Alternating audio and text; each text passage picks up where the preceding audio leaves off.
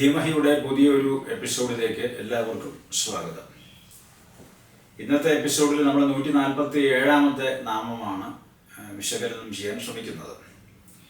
നിരാശ്രയ എന്നാണ് ആ നാമത്തിൻ്റെ പേര്. നിരാശ്രയ. ഓം നിരാശ്രയായൈ നമഃ. ഇവിടെ ആശ്രയമില്ലാത്തവൾ എന്നുള്ള അർത്ഥത്തിലല്ല, മറ്റൊരു ആശ്രയ വസ്തുവിനെയും അവലംബിക്കാത്തവൾ എന്നാണ്. മറ്റൊരു ആശ്രയത്തെ ഒന്നും അവലംബിക്കുന്നവളാണല്ല ദേവി എന്നർത്ഥം. വിശ്വം പ്രതിഷ്ഠിതം യസ്യാം തസ്യാ കുത്ര പ്രതിഷ്ഠത എന്നാണ് ശ്രുതി പറയുന്നത്. വിശ്വം പ്രതിഷ്ഠിതം യസ്യാം തസ്യാ കുത്ര പ്രതിഷ്ഠത എന്ന് ശ്രുതി പറയുന്നു. ലോകം ആരിലാണോ അധിഷ്ഠിതമായിരിക്കുന്നത് അല്ലെങ്കിൽ അടങ്ങിയിരിക്കുന്നത്, ആ ആളിന് വേറൊരാധാരത്തിൻ്റെ ആവശ്യമില്ല എന്നർത്ഥം. എല്ലാത്തിനും കാരണഭൂതയാണ്.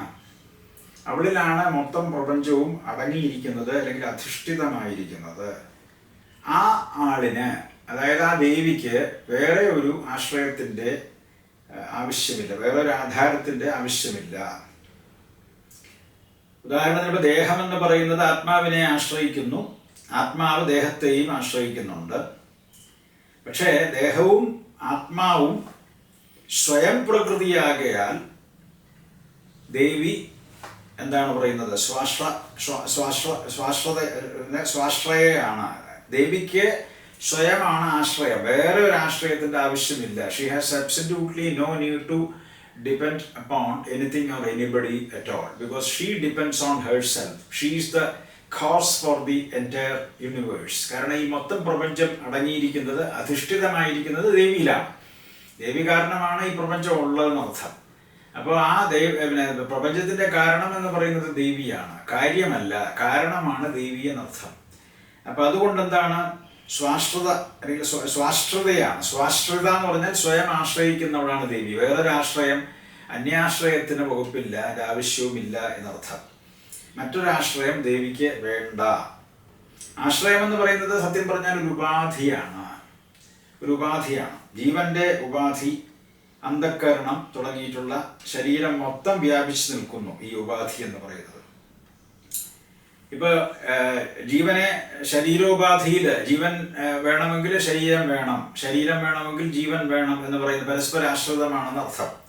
അപ്പൊ ജീവനെ ശരീരോപാധിയിൽ നമ്മൾ ആരോപിക്കുമ്പോൾ അപ്പോഴാണ് നമ്മൾ പറയുന്നത് ഞാൻ തടിച്ചവനാണ്, ഞാൻ മെലിഞ്ഞവനാണ്, ഞാൻ സൗന്ദര്യമുള്ളവനാണ്, ഞാൻ സൗന്ദര്യമില്ലാത്തവനാണെന്നൊക്കെ ഇങ്ങനെ നമ്മൾ പറയുന്നു.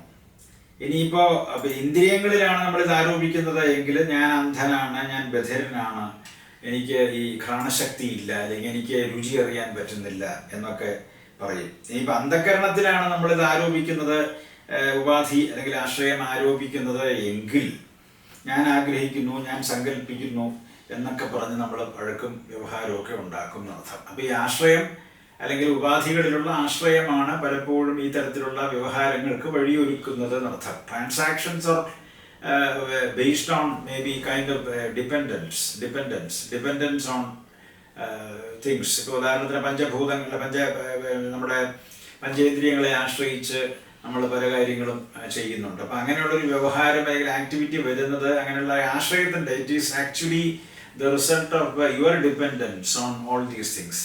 ഇവിടെ ദേവിക്ക് ആ ഡിപ്പെൻഡൻസിൻ്റെ ആവശ്യമില്ല. She is thoroughly independent, fiercely independent, because she is the one who causes the formation of the entire universe അല്ലെങ്കിൽ യൂണിവേഴ്സസ്. അപ്പോൾ അമ്മയ്ക്ക് ഒന്നിൻ്റെയും ആശ്രയം ആവശ്യമില്ല, നിരാശ്രയാണ്. നമ്മളൊക്കെ സംസാരികളായതുകൊണ്ടാണ് നമുക്ക് ഈ ഉപാധി ബന്ധം വന്നിരിക്കുന്നത്. ഇനി ഉപാധികൾ ഒട്ടുമില്ലാത്ത ശുദ്ധ ചൈതന്യ സ്വരൂപിണിയാണ് ദേവി എന്നർത്ഥം. അപ്പം അമ്മ എന്ന് പറഞ്ഞാൽ നിരാശ്രയയാണ്. അമ്മയ്ക്ക് യാതൊന്നിൻ്റെയും ആശ്രയം ആവശ്യമില്ല, സ്വാശ്രിതയാണ്. അപ്പം അതുകൊണ്ട് ഒരിക്കലും പരാശ്രയത്തിന് വകുപ്പില്ല, അതിന് ആവശ്യവുമില്ല. She has absolutely no need to depend on anything or anybody. She is absolutely free, totally free. അപ്പോൾ സർവതന്ത്ര സ്വതന്ത്രയാണെന്ന് അർത്ഥം, നിരാശ്രയയാണ്. നമുക്ക് വേണമെങ്കിൽ നാമരൂപത്തിൽ നാമരൂപത്തിൽ പറയാം, അതോടൊപ്പം തന്നെ മന്ത്രരൂപത്തിലും പറയാം അർത്ഥം. നിരാശ്രയ.